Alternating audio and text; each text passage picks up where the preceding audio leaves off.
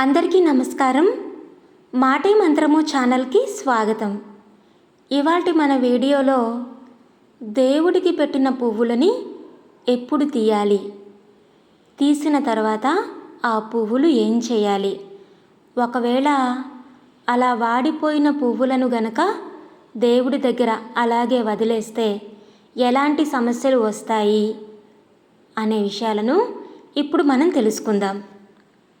వాస్తు శాస్త్రంలో ప్రతి దానికి కొన్ని నియమాలు ఉన్నాయి.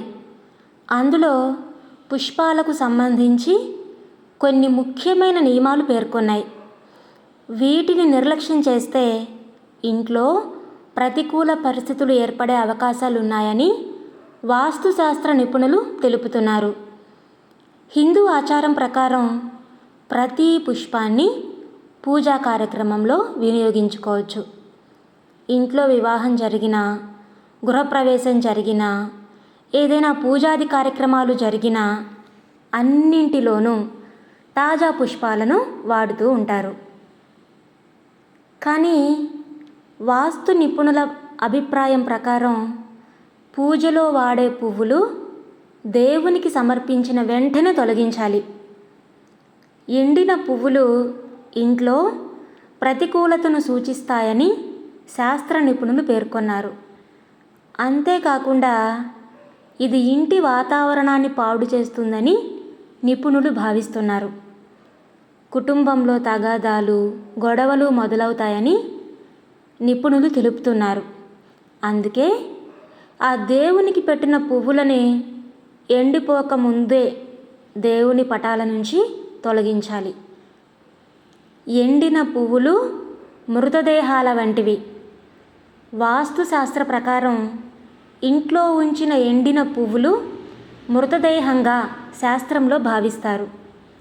అదేవిధంగా ఎండిపోయిన పువ్వులను ఎప్పుడూ ఇంట్లో ఉంచకూడదు.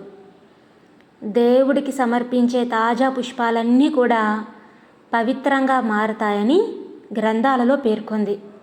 కాబట్టి పూజ చేసిన వెంటనే వాటిని తొలగించాలి. వెంటనే అంటే మరి పూజ చేసి అయిపోగానే తీసేయడం కాదండి. ఉదయం కనుక మీరు పూజ చేసినట్లయితే సాయంత్రం లేదా సాయంత్రం కాకపోయినా మరుసటి రోజు ఉదయమైనా సరే ఆ పువ్వులని తొలగించాలి. అలా వదిలేయకూడదు. అలా వదిలేసిన పువ్వులు ఇంట్లో మృతదేహాల వంటివి.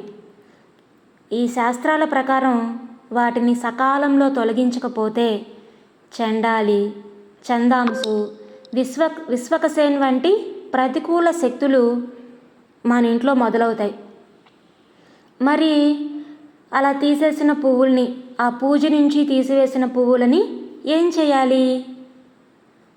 పూలు ఎండిపోకముందే మనం ఆ దేవుడి ఫోటోల నుంచి తీసివేయాలని చెప్పుకున్నాం కదా. పూజ నుంచి తొలగించిన పువ్వుల్ని ఏం చేయాలి అని చెప్పేసి చాలామంది గందరగోళానికి గురవుతూ ఉంటారు.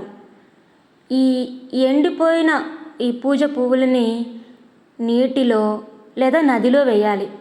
లేకపోతే వాటిని పవిత్రమైన చెట్టు మూలంలో, మన ఇంట్లో చెట్లు ఉంటాయి కదండి, ఏవో ఒక మొక్కలు, ఆ చెట్టు మూలాల్లో పాతి పెట్టండి. లేదంటే మీ ఇంట్లో ఉన్న కుండీల్లో కూడా ఈ పువ్వులను పెట్టుకోవచ్చు.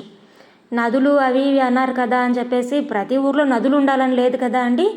మన దగ్గరలో ఉన్న పారే నీటిలో ఈ ఎండిపోయిన పువ్వులని వేసేయాలండి. ఇలా పువ్వులను తీసి శుభ్రం చేసిన తర్వాత మనం దేవుడి దగ్గర ఉపయోగించిన దీపారాధన కుందులు, అలాగే ప్రసాదం ప్లేట్లు, ఇంకా మనం దేవుడి దగ్గర చాలా రకాల వస్తువులు ఉపయోగిస్తూ ఉంటాం కదా అండి, అవన్నీ కూడా తీసి శుభ్రంగా కడిగి పక్కన పెట్టుకోవాలి. అలా వదిలేకండి. మరుసటి రోజు ఈ విధంగా చేసినట్లయితే ఇంట్లో సానుకూల పరిస్థితులు ఏర్పడి ఆ దైవానుగ్రహం మన మీద ఉంటుంది. ఇవన్నీ కూడా నేను మా పెద్దవాళ్ళ ద్వారా తెలుసుకొని తెలియని వారికి ఉపయోగపడుతుంది అనే ఉద్దేశంతో ఈ వీడియోని మీతో షేర్ చేస్తున్నానండి. నచ్చినట్లయితే లైక్ చేయండి. మీ స్నేహితులు మరియు బంధువులకి వీడియోని షేర్ చేయండి. ఇలాంటి మరెన్నో విషయాలను తెలుసుకోవడానికి మన ఛానల్ని తప్పకుండా సబ్స్క్రైబ్ చేసుకోండి. మరొక మంచి విషయంతో మళ్ళీ కలుద్దాం. అప్పటి వరకు సర్వే జన సుఖినో భవంతు.